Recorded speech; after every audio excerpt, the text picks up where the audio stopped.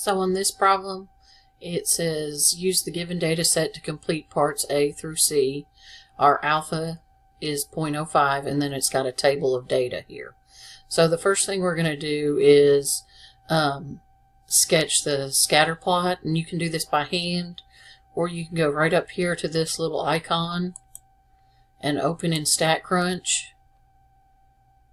and it puts your table already in there. So we're going to go to Graph, Scatter Plot, and then you put your X in the X variable and the Y in the Y variable. That's just what our columns are labeled. And then you can just press compute. So the only thing you have to do here is the X and Y variables. And then it'll plot all those points for you on a scatter plot. So when we go back over here, we're the quadratic type.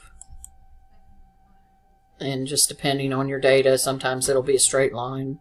Sometimes it could be a nonlinear. Second part is find the linear correlation coefficient, R, then determine whether there's sufficient evidence to support the claim of linear correlation between the two variables.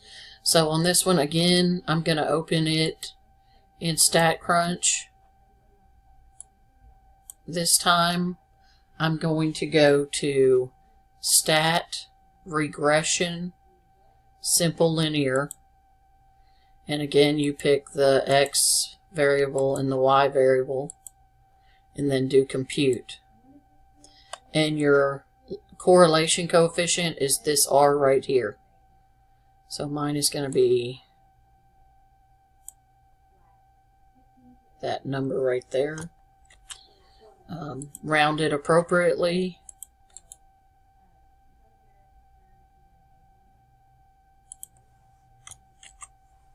And mine is going to go 3 decimal places, would round that up to a 6.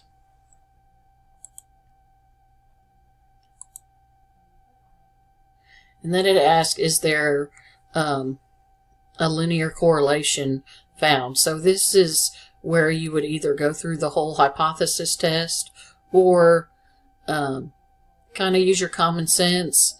Our R is 0.816. A good linear correlation is close to 1 or -1. So I'm going to say there is sufficient evidence to support a linear correlation, because 0.816 is pretty close to 1. Now, if you're looking at this, even though there's a linear correlation, this is not a straight line scatter plot. So, reading through these, you'd say the scatter plot reveals a distinct pattern that is not a straight line pattern.